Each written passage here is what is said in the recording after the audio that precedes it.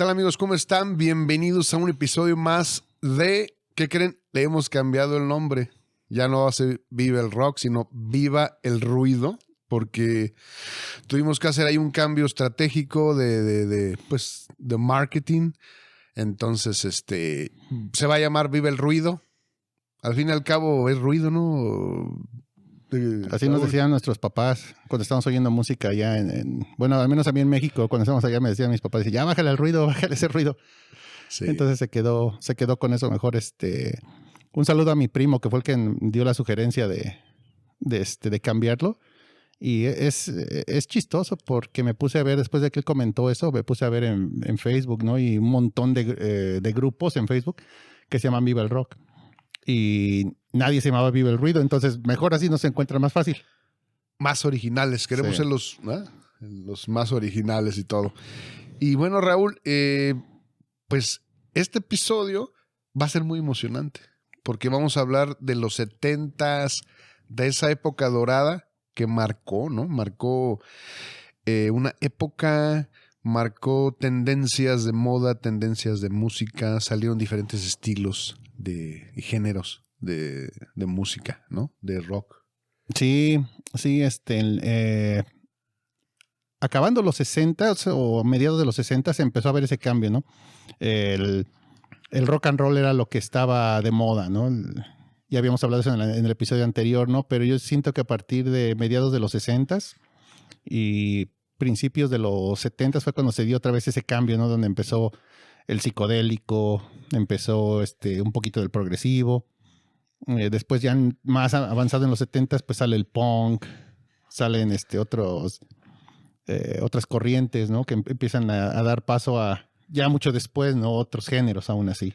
Exacto. Pero es interesante el ver cómo todo eso empieza a salir en un periodo corto de tiempo.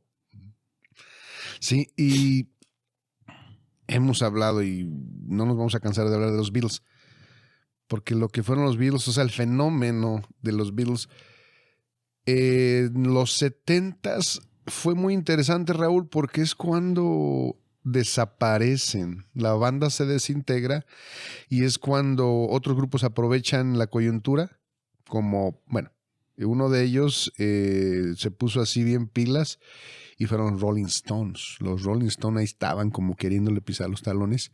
Entonces aprovechan que se desintegran los Beatles y ellos, Ringo Starr, John, empiezan a hacer sus proyectos por separado. Les va bien, sacaron buenos álbums, pero los Rolling Stones empiezan, ¿no? Empiezan también ahí a aprovechar eso y sacan el famoso Sticky Finger, el álbum. Muy bueno. Sí, Rolling Stones la supo hacer bien en cuanto ya no tuvieron esa competencia de los Beatles, ¿no? Porque yo creo que a partir de que Beatles dijo ya hasta aquí, se quedó ese vacío en Inglaterra y ahí fue donde Rolling Stones tuvo la gran idea de decir, hey, nosotros vamos a tomar ahora ese lugar y vamos a darle de aquí de ahora en adelante, ¿no? Y también una de las ventajas que tuvieron muchos grupos de que los Beatles se hayan desintegrado y hayan dicho hasta aquí fue que empezaron a salir más grupos, ¿no? Empezó a salir Pink Floyd y empezaron a darse otros tipos de grupos ahí y se empezaron a dar a conocer no solamente en Inglaterra, ¿no? Empezaron también a seguir los pasos que fueron de los Beatles, de haber ido a Norteamérica, a otros países, a darse a conocer, y eso también dio esa facilidad a ellos de decir, hey, ya nosotros de otros países ya conocemos a los Beatles, pero ¿qué más hay? O sea, ¿qué otra cosa tienen para nosotros? Denos más. Exacto. Empiezan entonces, como dices tú, los grupos de alguna manera a seguir con estos ritmos, pero también empiezan a tratar de buscarle otras formas de tocar, otros instrumentos, porque se viene, como dice Raúl, se viene el psicodélico, se viene también el progresivo, y empiezan las mezclas ahí. Y qué interesante, y de verdad, yo nunca pensé que esos grupos, o por ejemplo, los Rolling Stones, fueran a llegar a donde están ahora. Y hoy por hoy, bueno, quieren salir de gira, ya están grandes, ya son los dinosaurios que quieren todavía seguir pues sacar álbums y parece que por ahí que quieren también estar en alguna gira importante, pero qué bien que ellos pudieron tener esa oportunidad de tener tanta popularidad. Sí, fue una buena época para ellos y afortunadamente les dio ese éxito, ¿no? Que dejaron esa vacante que dejó de nuevo Beatles, fue llenada por Rolling Stones. Yo pasando ya un poco más después de lo que fue Rolling Stones, o sea, empiezo a ver yo más a Pink Floyd, ¿no? Que fue también de esos revolucionarios, ¿no? Que llegó y empezó a dar ese sonido entre psicodélico y progresivo. También fue un poco de shock para la gente que decían, ¿qué es esto? ¿No? Eso está interesante. Y ya habíamos hablado tú y yo antes de eso de lo que era el Dark Side of the Moon, ¿no? Tremendo álbum. Y el dicho en México, ¿no? De que era de que, no, pues vas a oír ese álbum, dices, pues tienes que estar medio drogado, medio high para que lo disfrutes, ¿no? Sí. Sí, la verdad que Pink Floyd, cuando sale Pink Floyd, bueno, los primeros álbums, bueno, yo también los tuve que escuchar y a lo mejor no fueron de nuestra época, empezar a escucharlos, los viejitos. Y sin embargo, para mí, el que realmente fue muy importante y el que pegó, The Dark Side of the Moon. Uh-huh. Tenía excelentes éxitos. Y como dices, la gente estaba como, ¿qué es esto? La de esa época. Yo no me quiero imaginar cuando sale ese álbum, la gente, o sea, la aceptación que hubo, ¿no? Con la gente y esas canciones. Y tú decías, no, pues hay que echarse un pasecito. Pero yo creo que no hace falta con esa música, con esa psicodelia, te lleva a donde quieras, Raúl. O sea, a donde sea de verdad. O sea, es increíble la música que en ese momento Pink Floyd traía. Sí, y qué bueno que lo mencionas, ¿no? Yo comenté eso, ¿no? De que tenías que estar con un pasoncito o así high o algo, ¿no? Con la música, pero en realidad yo nunca me he drogado, nunca he oído la música así. Y sin embargo, yo he disfrutado mucho canciones de Pink Floyd y de otros grupos, ¿no?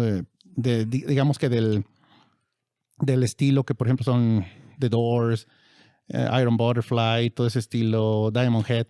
O sea, todo ese tipo de grupo que tocan psicodélico. Entonces, digo, la idea de ellos fue así, ¿no? Era la época de nuevo, ¿no? Finales de los 60, principios de los 70, donde el uso de drogas era, pues, amplio. La verdad, yo creo que ahorita es un poco más amplio que en esa época, pero ahí estamos hablando de guerra de Vietnam. Había un montón de jóvenes, sobre todo, que se manifestaban y estaban en contra de la guerra de Vietnam, el gobierno en general. Eso se notó mucho. Bueno, nosotros somos de México, entonces nosotros lo vivimos en nuestro país, en México, y nos llegaban mucho las noticias de Estados Unidos, entonces por eso sabes cómo es que era, digamos que similares ciertas cosas, ¿no?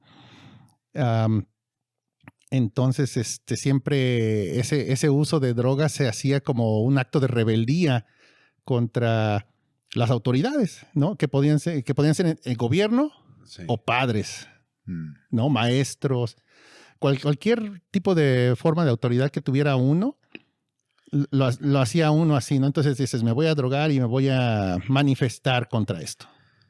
Y entonces me imagino que se hizo un paradigma, ¿no? Dicen, ok, estos muchachos escuchan rock, escuchan Pink Floyd o otros géneros, son drogadictos, ¿no? Escuchan las drogas. Y eso también, hablaremos más adelante en los 80, se hizo más famoso eso de, no sé, sexo, droga y rock and roll.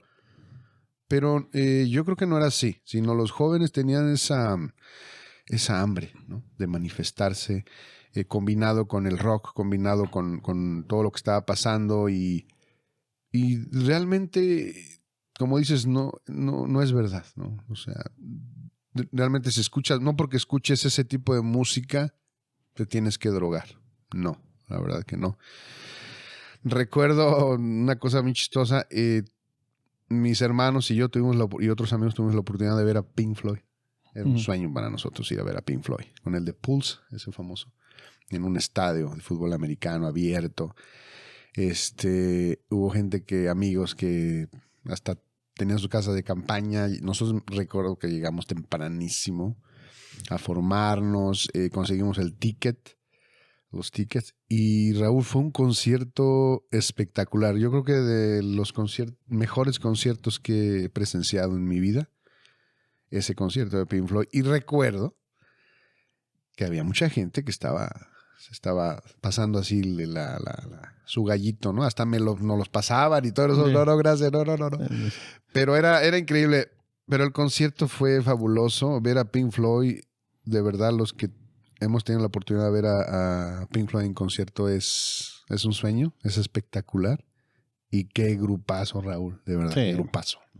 Sí, yo desafortunadamente no los he visto en vivo, los he visto solamente en televisión, pero también los he disfrutado tal cual. Ellos salen y a mí me encanta verlos. Los veo ahí, me gusta ver las luces, me gusta ver todo el espectáculo que hay alrededor, ¿no? Cómo tocan ellos. Yo tuve la oportunidad de ver en televisión su reunión creo que fue en los 80, si mal no recuerdo, cuando cae el muro de Berlín. Sí. Porque ya se habían separado Pink Floyd, ya tenían años que habían separado, ¿no? Roger Waters se fue y se quedó David Gilmour al bando de la banda de Pink Floyd.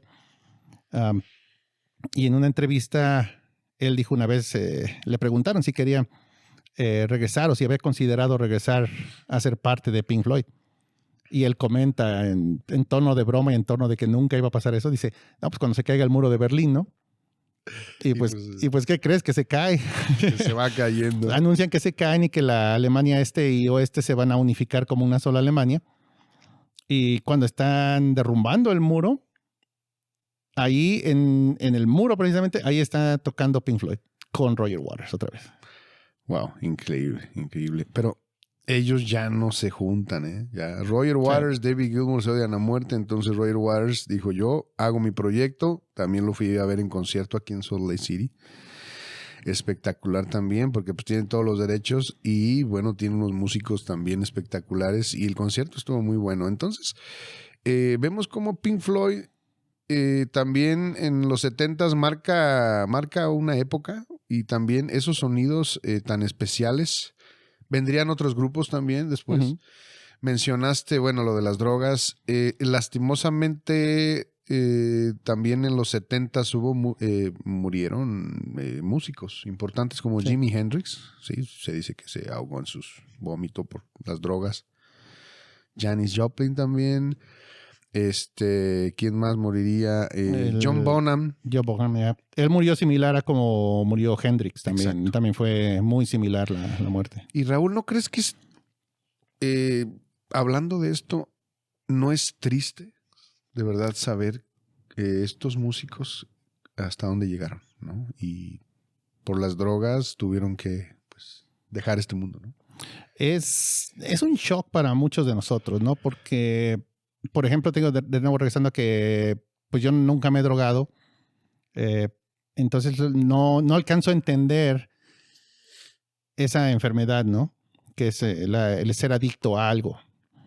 No alcanzo a entenderlo bien porque se me hace para mí relativamente fácil decir, no, pues no voy a probar esto, no voy a seguir consumiendo esto, ¿no? Lo que quiera que sea, ¿no? Alcohol, drogas, etcétera. Y no alcanzamos a entender el grado de pues de lo difícil que es el tener una adicción y poder vencerla, ¿no? A mí me ha tocado ver gente, ¿no? Que conozco, amigos míos que han tenido muchos problemas con el alcohol, por ejemplo, y pasan años y no pueden dejarlo, ¿no? Es algo que los consume. Y lamentablemente para estos artistas, ¿no? Que conocemos que su carrera, su vida se cortó tan pronto, ¿no? Es bien difícil el poder asimilar que hayan cortado su vida tan pronto, ¿no? Yo recuerdo que estaba leyendo ahora al bajista de Sex Pistols, Sid Vicious, ¿no? Murió a los 21 años. También a raíz del consumo de drogas, ¿no? Dices 21 años. Muy joven, muy joven. Y también eran de esos grupos que tuvieron una marcha muy fuerte en Inglaterra, ¿no? Y con el movimiento punk, sobre todo. Yo no entiendo, de verdad, músicos tan buenos, unos virtuosos, de verdad, unos personajes, de verdad. ¿Cómo llegaron a caer en las drogas? Bueno, no sabemos, de verdad. Y hubo más músicos. Y ahorita que decías de los jóvenes, en esa época, en el 69, casi en el 70, se manifestaban y se hizo el festival de Woodstock, Raúl. O sea, ese gran festival que nunca se ha podido repetir. Bueno, lo quisieron hacer después, pero no fue lo mismo. Hubo bastantes grupos. Y lo que pasaba en esa época también, como decías, estaban en contra de la guerra de Vietnam. Y realmente ese festival marcó también una gran época y está ahí en la historia. Todo lo que pasó, todo lo que sucedió. Hubo también lastimosamente excesos de droga, de sexo, varias cosas que pasaron de este lado, ¿no? Uh-huh. Decías de México. México también, 2 años después, tuvieron algo similar, que fue el famoso festival o concierto de Avándaro. Ese festival también. En esa época era algo parecido con los jóvenes y era esa represión, Raúl, por parte del gobierno de México y el presidente que estaba, Gustavo Díaz Ordaz, nunca permitió que llegaran los Beatles porque ya habían dicho que iban a ir en concierto a México y él dijo que no. O sea, él satanizaba totalmente todo concierto, todo espectáculo. De verdad, tenía algo en contra de la juventud en esa época. Y después con Luis Echeverría quisieron venir los Doors. Ya estaba listo todo. Pues igual, Luis Echeverría firmó y dijo que no.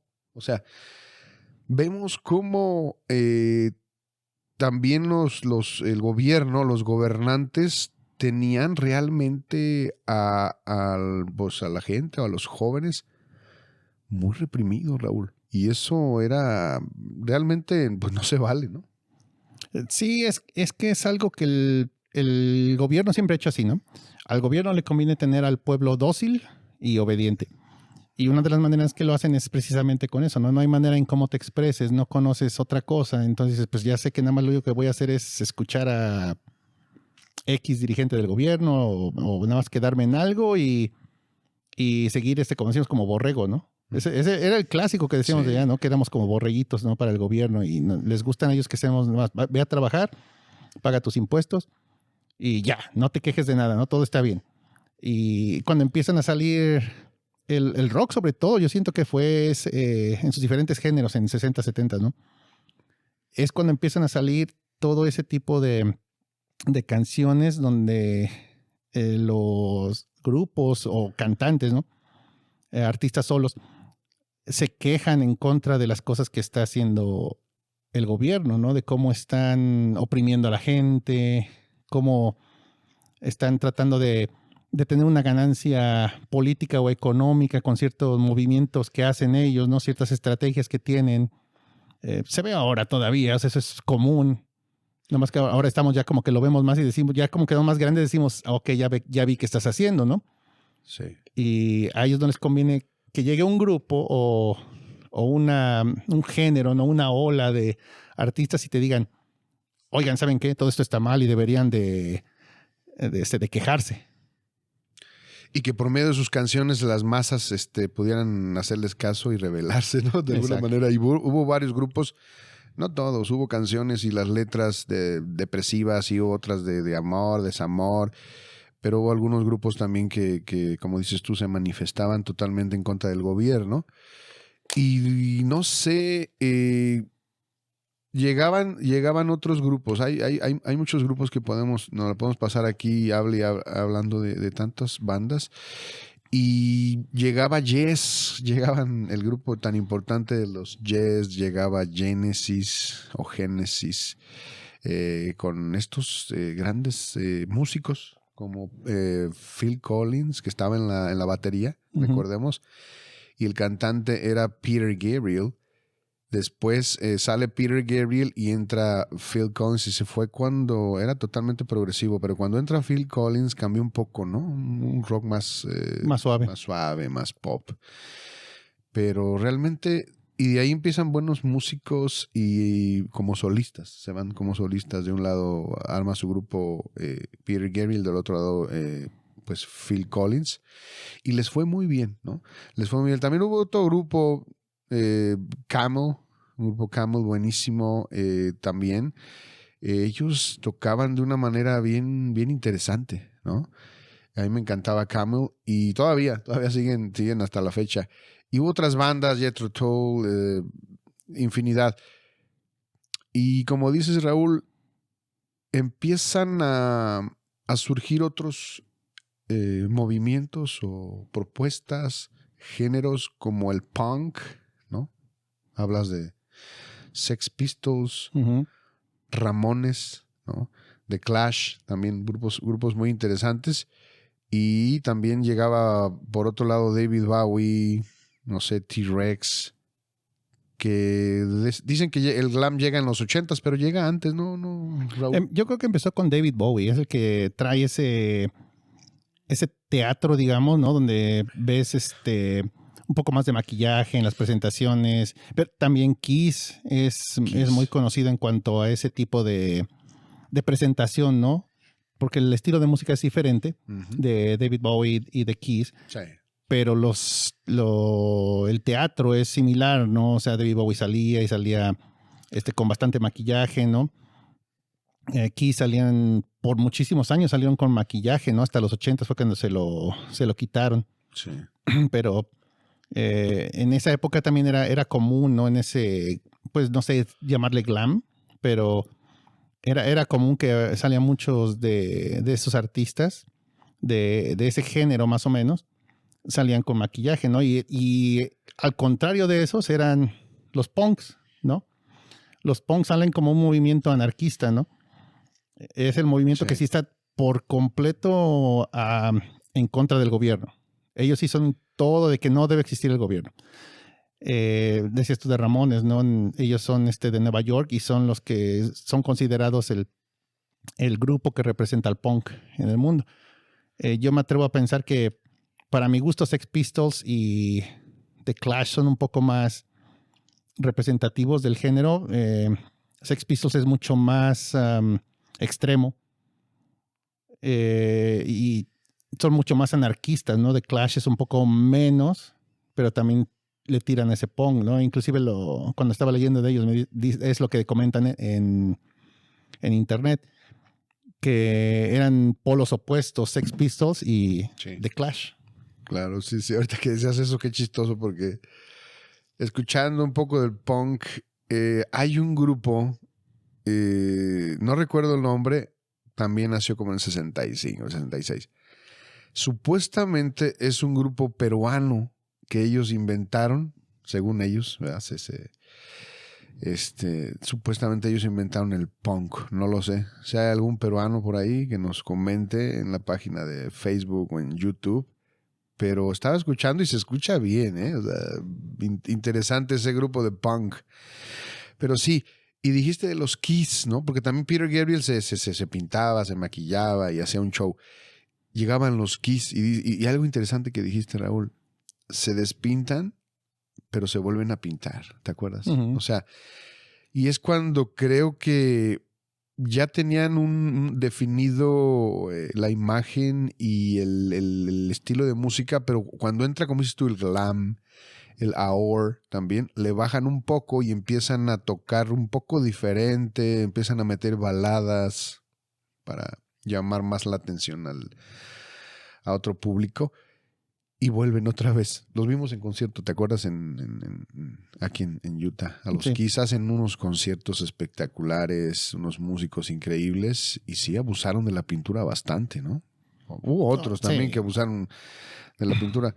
También recuerdo que en los 70s, a finales de los 70s, hubo un grupo que se llamaba Hanoi Rock y de New York Dolls, algo así. Que también, New York Dolls, sí. ¿te acuerdas? Que también ellos se atribuyen ese movimiento del glam, porque también se pintaban y todo. Entonces vemos cómo hay otros grupos que no fueron tan comerciales que empezaron con eso, a pintarse, y ya después vino Poison, infinidad de grupos. Twisted Sister. Twisted ¿Te acuerdas? Ellos también cuando empezaron a salir con maquillaje, como que ya se estaba usando menos, Sí. y de repente llegan ellos y otra vez está el maquillaje, ¿no? Alice Cooper. Alice Cooper también. También así me llegan a la cabeza Alice Cooper, de repente Wasp, ¿no? Uh-huh. También otro vocalista, King Diamond, bien locochón, y empieza a pintarse, ¿no? Otro más heavy metal más. Y después recuerdo también Lizzie Borden, alguien recordará de Lizzie Borden, y así venían grupos que se pintaban, querían adoptar también esas costumbres y todo, ¿no? El rock. Sí, era interesante en esa época, ¿no? Lo que estaban buscando hacer muchos grupos, ¿no? Yo creo que querían igual separarse y decir, nosotros vamos a hacer así, ¿no? Y para que la gente nos identifique vamos a hacer esto. Sí, algunos optaron por el maquillaje, los punks optaron por el cabello. Sí. Porque empezaron con esos mohawks, sí, y las espigas, ¿no? En todos lados del cabello. Estoperoles. Estoperoles, pantalones rotos, la ropa rota en general. Esa era su manera de... Botas, ¿no? Las botas, sí. Era su manera de estar, de ser diferentes ellos, ¿no? Cadenas por todos lados. Era muy, muy, muy, muy común eso. Los otros grupos eran... Exacto. Más era cabello y maquillaje, yo creo. Era lo que los distinguía un poquito más. Entonces, no marcaba nada más estilos de música, Raúl, sino también modas, ¿no? La moda, te dice, los pantalones rotos. Ya lo hemos dicho. Las playeras famosas que se empezaron a sacar. Y te recuerdas un poquito de los posers, ¿no? Que habíamos platicado tú y yo de los famosos posers que compran las playeras, y tú tienes una anécdota, ¿no? Por ahí algo así que viste de las Kardashian, no sé. Sí, ahorita les voy a contar, pero antes se me había olvidado de cuando estábamos hablando del maquillaje. Ahorita me vino a la mente porque mis abuelos tenían ese disco. Creo que, si mal no recuerdo, mi tío lo compró, pero en México había un grupo que se llamaba Secos y Mojados. Sí. Y era casi como psicodélico. Y traían la cara pintada y el cabello largo, y entonces eran similar a lo que quiso hacer Kiss, ¿no? Obviamente, exacto, yo creo que casi nadie va a saber de qué estoy hablando. No, pero si tienen un tiempo, búscala ahí en Google, Secos y Mojados, vas a ver que está bien, bien chistoso. Regresando a la anécdota, ¿no? Sí. Decíamos de los posers, y le decía yo a Daniel que hace unos años me encontré una imagen, ¿no? en internet, y traía una de las Kardashians con una playera de Slayer. Y después Slayer lo que empezó a hacer es, en especial el guitarrista Gary Holt, que fue el que reemplazó a Kerry King después de su muerte, él se puso una playera que decía Kill the Kardashians. Entonces era una manera de nuevo, ¿no? Usando la música y protestar acerca de algo, ¿no? Entonces es bien chistoso, ¿no? Como siempre el rock es una de las cosas que ha siempre hecho muy, muy bien, protestar. Protestar contra las cosas que consideran que están mal, ¿no? Porque hay mucha gente, hay muchos grupos que se enfocan en una cierta causa. Y está bien, porque tampoco puedes abarcar todas las causas, es imposible. Sí. Entonces yo creo que como grupo tienes que decir, bueno, nosotros vamos a estar en contra de la guerra. Como otro grupo va a decir, nosotros estamos en contra de que la gente esté muriendo de hambre. Otro grupo va a decir, nosotros estamos en contra del racismo. Nosotros estamos en contra de... Entonces van haciendo así, ¿no? Entonces, el rock es muy, ¿qué? Digamos que son orgullosos. El rock es como muy... ¿Cómo lo podemos decir? Como que... Hablabas de las playeras. O sea, ¿te enojas si alguien se pone una playera y no le gusta el rock? Nada más porque está de moda. Porque eso pasa hoy en día, ¿no? ¿Cuántas veces hemos visto a chavitos se ponen playeras de Iron Maiden o de Metallica y dices, bueno, pues a ti no te gusta? No te pasa así, no pasa eso con los posers, los famosos posers. Raúl. Yo normalmente los ignoro. Ya la verdad yo ya no, o sea, veo gente lo compra y digo, pues a lo mejor le gusta, a lo mejor no, quién sabe, ¿no? Yo me quedo con que a mí me gusta y trato de hacer lo mejor que puedo, ¿no? Y ignorar a la gente que, o sea, no me está dejando nada, ¿no? Esta semana, por ejemplo, fui a comprar con mi esposa, estábamos comprando despensa en un mercadito. Y entró un muchacho que traía una playera de un grupo. Yo no sabía que eran de aquí. Él me dijo que eran de aquí, yo no sabía. Pero es un grupo de rock mesoamericano que se llama Yaotl Mictlán. Tocan un metal, pero le meten sonidos con instrumentos prehispánicos. Entonces tienen caracoles y tienen otro tipo de instrumentos por ahí. Es una propuesta, para mi gusto, muy buena, pero de nuevo, es death metal, no es para todos. Y veo yo la playera y dije, yo reconozco esa playera. Y le pregunté, y le hablé al muchacho, le digo, oye, ¿dónde compraste tu playera, no? Y ya se la abre y me enseña, dice, dice, son los de... Y ya lo veo y digo, digo, pues son estos, ¿no? De Yaotl Mictlán.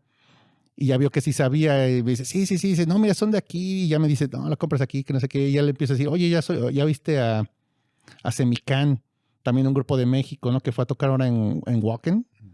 Y también ellos van maquillados como guerreros aztecas. Wow. Y llevan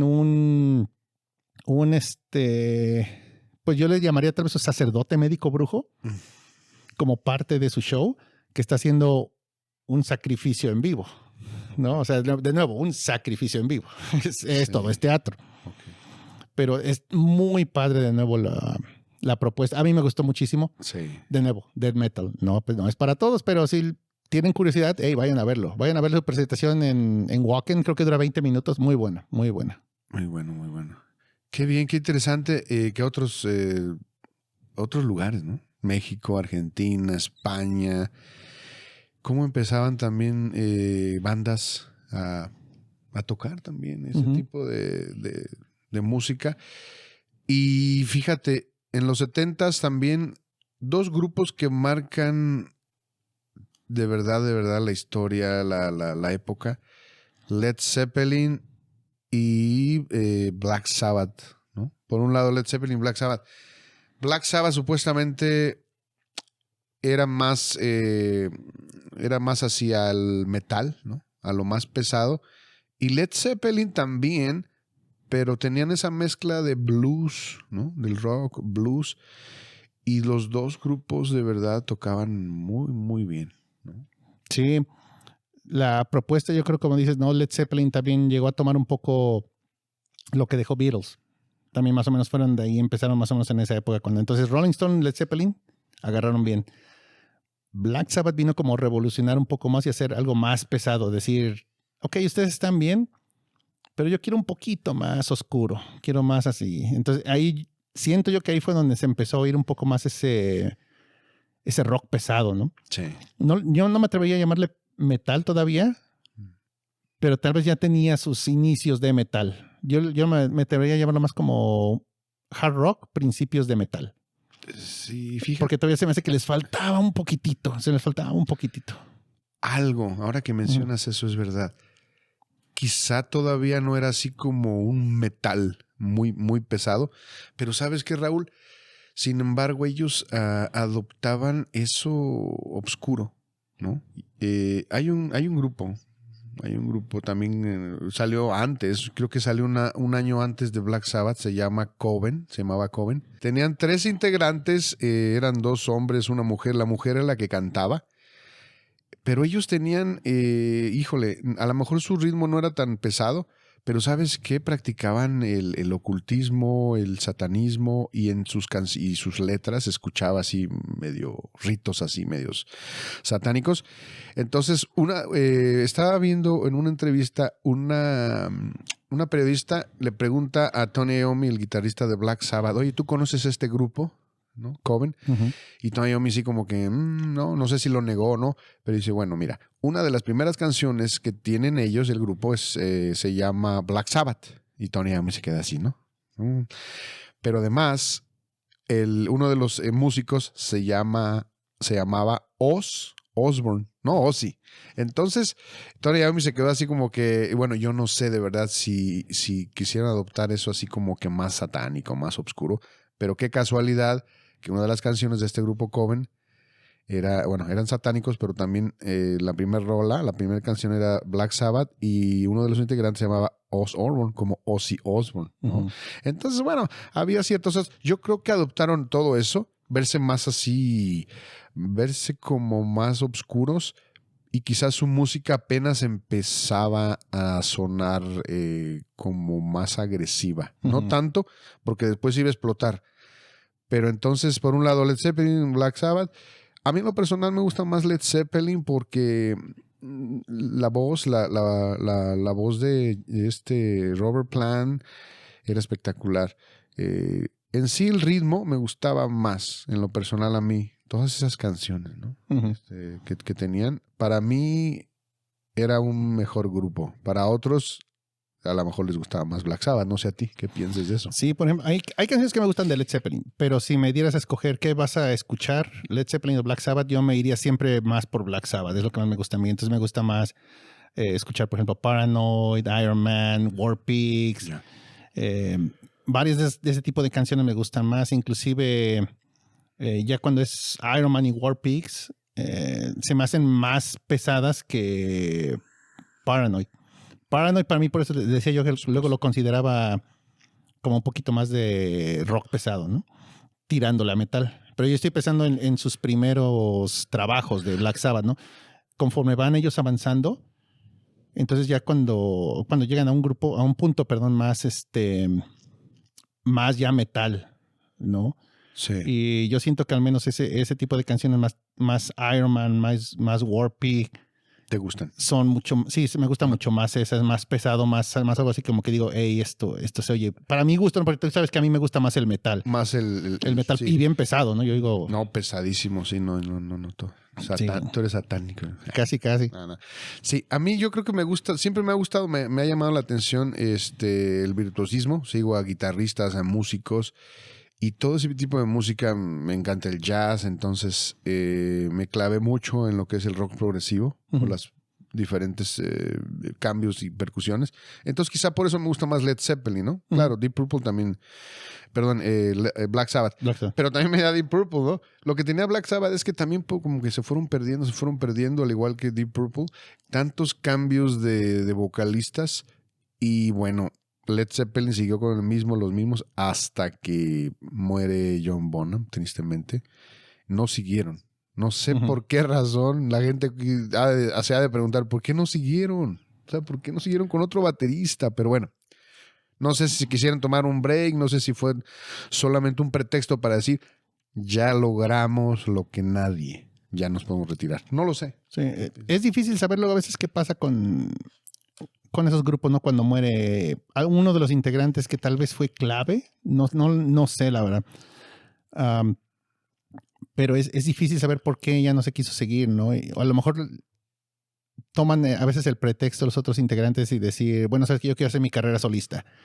A lo mejor después, como dices, otros integrantes dijeron, sabes que nosotros vamos a quedar como leyendas hasta aquí y ya. Exacto. Y tal vez a lo mejor para otros era el pretexto de decir, sabes que estoy cansado de esto, ya quiero hacer otra cosa. Porque eso también ha pasado. Que artistas cuando están en una banda dicen, nosotros desde fuera no vemos, ¿por qué esta banda no siguió, no siguen, no? ¿Por qué no están así si están así? Hay muchos problemas internos, muchos problemas en bandas a veces que uno no alcanza a ver, ¿no? Problemas de creatividad, problemas económicos. Y me refiero a económico en cuanto alguien quiere ganar más que otros. Sí.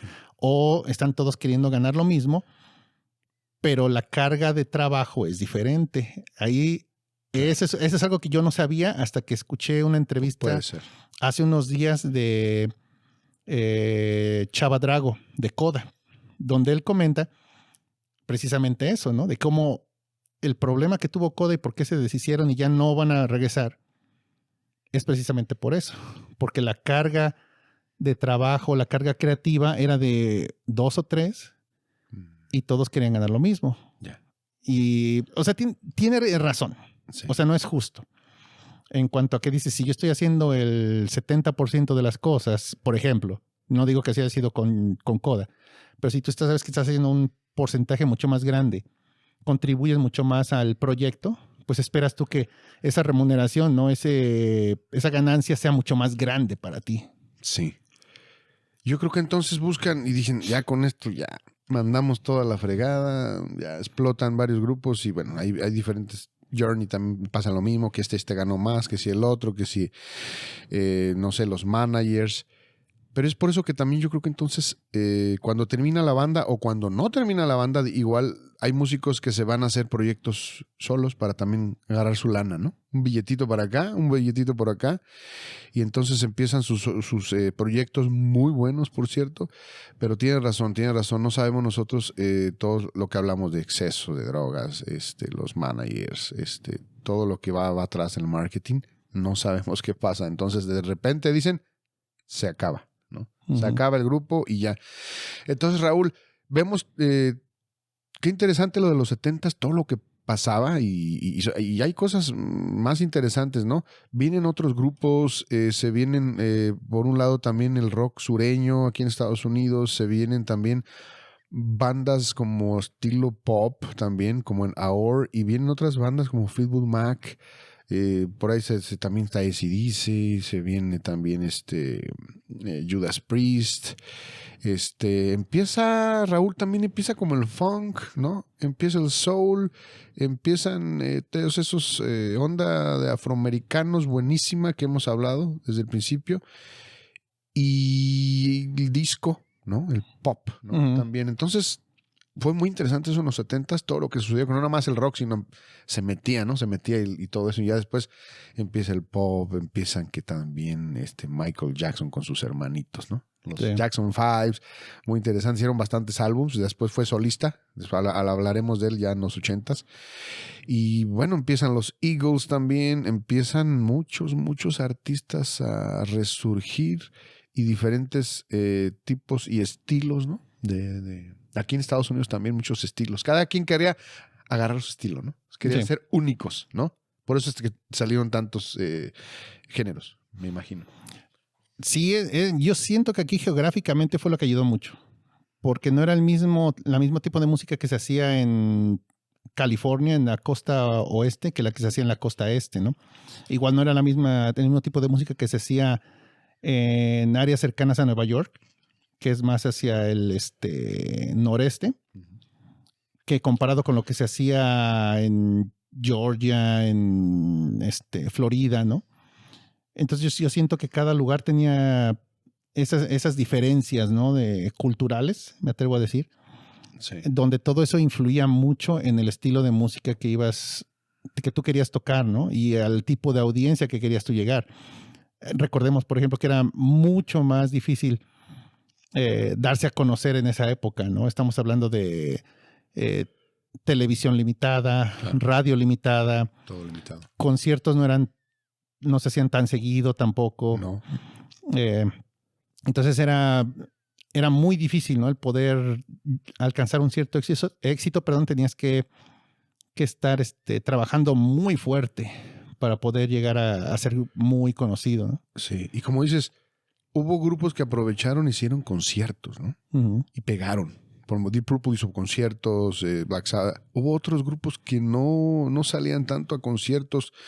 No sé si por el mismo manejo, por sus managers, las disqueras. Tiene que haber disqueras, managers, todo lo que está atrás, ¿no? Marketing. Y qué triste que hay grupos muy interesantes que tocaban muy bien y padrísimo, pero no pegaron por eso. Por esos elementos, les faltaban esos elementos que no fueron comerciales. Sí. Qué tristeza, ¿no? Que no llegaron a pegar tanto. Sí, es muy duro. Como dices tú, disqueras, agentes, ¿no? En fin, todas esas cosas que pasan, ¿no? Regresemos a México por unos momentos, ¿no? El programa que se hacía, empezó en los 70s, creo, siempre en domingo. Uh-huh. No recuerdo si empezó en los 70s, la verdad. Pero en los 70s ya estaba. Sí. Seguro ya estaba. Y se hizo algo tan común en México de decir que como era el programa que se hacía prácticamente en cadena nacional, porque salía en el Canal 2 el domingo en la tarde. Y era tradicional en México, tradicional. Yo creo que no hay nadie que haya crecido en los 70s, 80s que me pueda decir que nunca vio siempre en domingo, el domingo por la tarde. Era una tradición que te sentabas tú con tu familia y veían eso. Ya. Lo veías. Entonces se hizo muy común el decir que si querías tú triunfar en México, tenías que triunfar en Siempre en Domingo. Y tenías que caerle bien a Raúl Velasco. Eso, te daba la patadita, ¿no? Él te daba el visto bueno.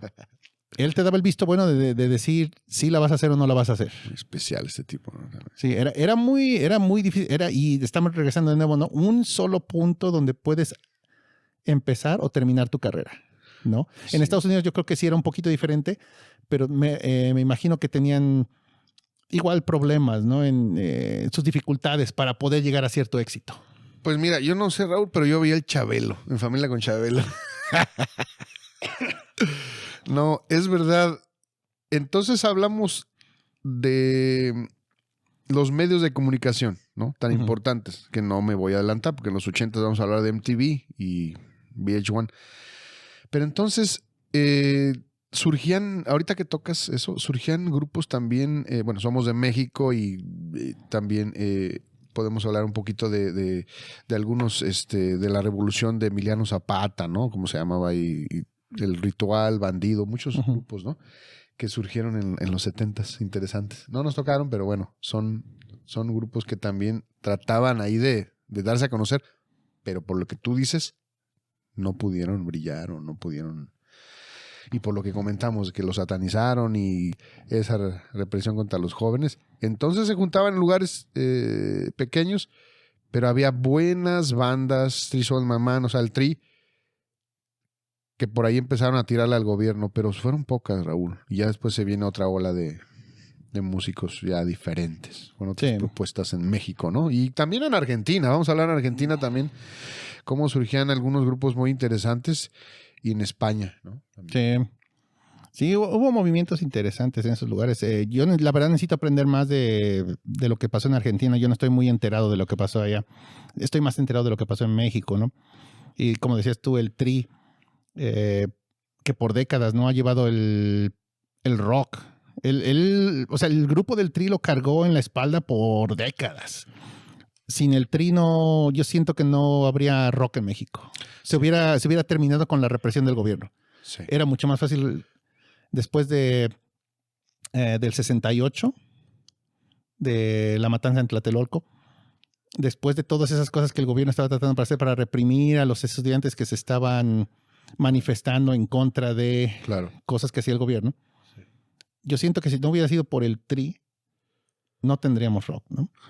Estamos hablando y como decíamos, ¿no? Se presentaron en Avándaro, estuvieron en lugares pequeños y ahí andaban. Ahorita van y llenan estadios, son una leyenda. Son una leyenda. Y fíjate que ahorita que decías eso de Argentina. Bueno, México tenía grupos diferentes. Tenemos la influencia de Estados Unidos. Había grupos muy interesantes de rock progresivo, de psicodélico y bastantes. Pero por esa represión también como que no tenían tanta oportunidad. Argentina también, lo que pasa que Argentina en los 70s también tuvieron buenas bandas. De repente también tenían un rock como muy nacionalista y en el 82, cuando la guerra de las Malvinas, les prohibieron a escuchar y en las estaciones de radio escuchar canciones en inglés. Entonces así muchos músicos empezaron a salir del país.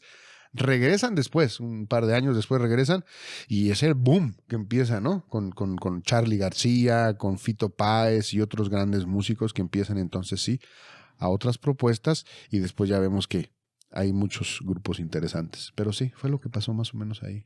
Yo creo que estaría bien en el futuro, a ver si nos podemos contactar con alguien de Argentina y lo invitamos a que venga a hablarnos un poco más vamos a invitarlos, cómo no. De esa época, ¿no? Cuando empezó un poquito más el rock allá en Argentina. Claro. En el documental que hicieron en Netflix de Rompan Todo, ahí se habla bastante de eso. Sí. Pero la verdad, como yo es algo que no estaba muy enterado, no se me quedó mucho. O sea, sí recuerdo haber visto escenas, ¿no? De conciertos, de presentaciones, de manifestaciones y todo eso, pero no recuerdo exactamente el contexto de todo lo que pasó o de los nombres de cantantes, grupos y demás, ¿no? Yo creo que ya hablaremos de esto en el próximo capítulo, que nos vamos a meter a los 80s. Ahí fue cuando también hubo ese movimiento en México, en Argentina, en España y en otros lugares muy interesantes, ¿no? Entonces, bueno, Raúl, vemos cómo los 70s marcaron ahí algo muy interesante, ¿no?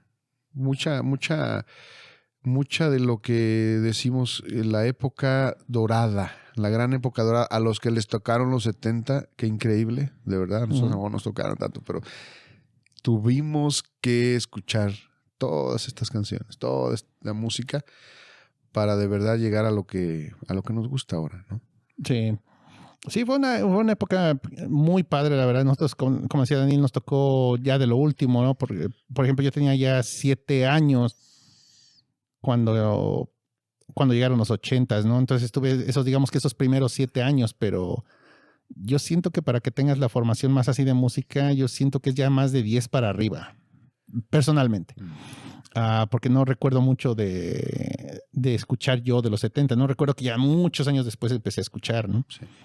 Pero sin embargo, de los 80 sí recuerdo mucho que ya yo escuchaba. Exacto. Que ya cuando estaba un poquito más grande dije, no, está bien. Y es pero es una etapa muy, muy padre, ¿no? A mí, sí. Yo soy muy fan de los Doors. A mí me gusta mucho la música de Doors. Los Doors. Es difícil para mí escucharla con audífonos. Porque lo que hicieron de Doors es que tienen los 2 canales, izquierdo y derecho, y tienen diferentes instrumentos. Exacto. Entonces suena muy raro y más bien me da un dolor de cabeza. Sí. Porque estoy tratando de escuchar de un lado una cosa y del otro lado otra cosa.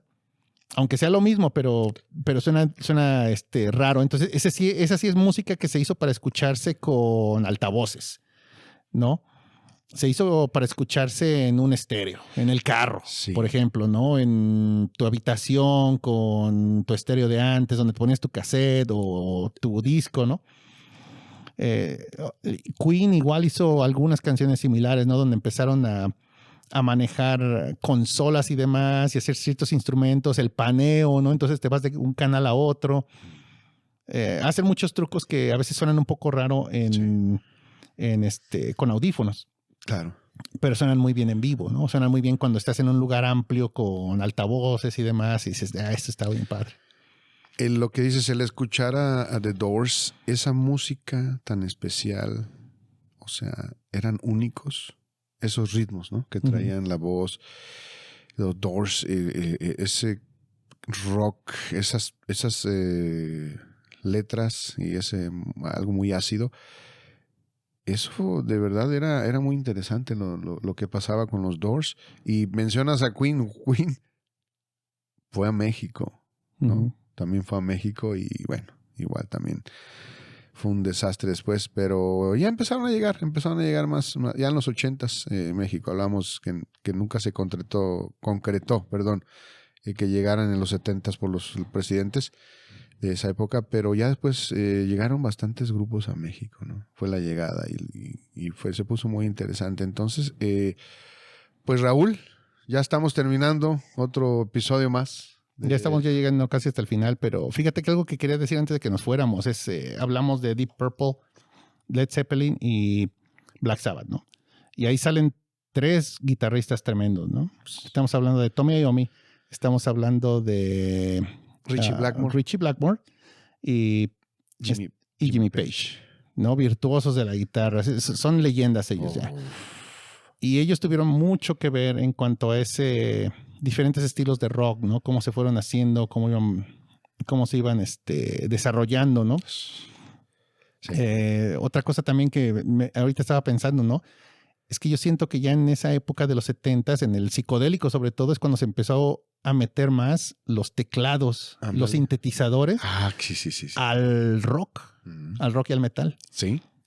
Y fue una gran adición a toda esta música, porque ahora, por ejemplo, me gusta escuchar a mí del metal menos pesado que oigo es el sinfónico o el folclórico que le llaman, pero de Europa, ¿no? Claro. Ese metal está basado en historias de El Señor de los Anillos y demás, ¿no? Y es muy fuerte en sintetizadores porque no puedes tener una orquesta siempre para tener ese sonido, ¿no? Entonces ellos tienen que usar sintetizadores para poder crear todos esos cuerdas, trompetas, Sí. todo el percusiones y demás, ¿no? Claro. Porque simplemente no puedes tener un grupo de 50 No. integrantes, ¿no? Sí. Para estar viajando en todos lados. Es imposible. No, y los mismos guitarristas, acuérdate que tomaban los sintetizadores, ¿no? Uh-huh. Muchos grupos lo hicieron. En el AOR, los grupos del AOR que le llaman, tuvieron que también sintetizadores y algunas bajarle un poquito y más tranquilo, en más soft rock. Y hubo muchos grupos que utilizaron sintetizadores. Y el rock progresivo hoy por hoy lo utilizan demasiado, ¿no? Los sintetizadores. Y una banda que se me escapa después de que se venía Yes y todo eso, King Crimson. King Crimson también fue una de las bandas más importantes en el rock progresivo para mí, de lo que se venía del metal progresivo, ¿no? Los padres, de verdad. Yo tuve la oportunidad de ir en concierto, los vi en concierto y Raúl, qué conciertazo, de verdad. O sea, cuando fui con Rafita, le digo a Rafa, ya me puedo morir a gusto. Paz, después de ver a los padres del rock progresivo, a King Crimson, con Robert Fripp, ese súper músico, el maestrazo. Y vienen más. Y ojo, en los 70s, para mí, uno de los grupos más importantes del rock progresivo fue Rush. Sin duda, Rush. Traían en esa época un estilo de música ya bien adelantado, una música tan fresca. O sea, Rush era lo máximo en esa época. Ahora, bueno, se murió su baterista, Neil Peart. Y parece ser, ahí te va, para todos los amantes de Rush, parece ser que viene un concierto. Y parece que el baterista estaba entre Mike Portnoy de Dream Theater o se me hace que se van a ir por el de Red Hot Chili Peppers. ¿Chad Smith? Sí, creo que sí. Wow. Entonces, estén atentos porque se viene una buena gira. También se viene la gira de AC/DC. O sea que el rock no ha muerto. Sí, el rock no ha muerto, el ruido sigue. Y Raúl, pues con esto terminamos un episodio más, el tercer episodio de Vive el Ruido. Recuerden que es el Vive el Ruido, por favor, búsquenos en todas las plataformas. ¿En cuáles plataformas estamos, Raúl? Mira, Vive el Ruido está en Facebook, ahí está el grupo. Si nada más buscan Vive el Ruido va a aparecer solamente un resultado. Entonces eso es la ventaja, ¿no? Ahí pueden ir y donde está el enlace para el sitio de red. Si aprietan ahí, los va a mandar a otra página donde están todos los enlaces, donde se encuentra el canal de YouTube, el canal en Spotify, en Apple Podcasts, Google Podcasts, iHeartRadio, Amazon Music y demás. Todo eso. Sí, me costó trabajo subir todo eso, porque no sabía y tuve que investigarle un buen rato para subir a todo eso, pero ya cuando le agarras la primera vez, yo sé, ya es más rápido. Yo sé, Raúl, y de veras gracias por todo lo que haces. Y bueno, amigos, nos vamos. Espero que les haya gustado y pues, platicar un ratito aquí con Raúl, ¿no? Está padre. Y interactuar y nos encantaría interactuar más adelante con algunos de nuestros fans que les guste también, ¿por qué no? Vamos a invitar a músicos para empezar aquí a hablar de sus proyectos y otras cosas, ¿no, Raúl? O sea, hay más sorpresas, así que síganos, pónganle like y comenten, por favor, ¿sale? Sí. También hablábamos de hacer un live, ¿te acuerdas? Pero todavía no tenemos fecha y estamos viendo ese va a ser un poquito más complicado. Vamos a estar así más bien ese de... Pues así no se edita como salga, porque ese es en vivo. Ese si nos equivocamos, ya que... Pero esténse al pendiente porque se vienen los 80s, lo que nos tocó en verdad. Sí. Se vienen los 90s, el grunge, muchas cosas. Y después ni se imagina lo que se va a venir. Así que pues terminamos, Raúl. Ya con esto terminamos, nos vemos, que estén bien. Y ya saben, vive el ruido. Vive el ruido. El rock no ha muerto. Vive el ruido, nos vemos pronto. Hasta pronto. Bye. Bye.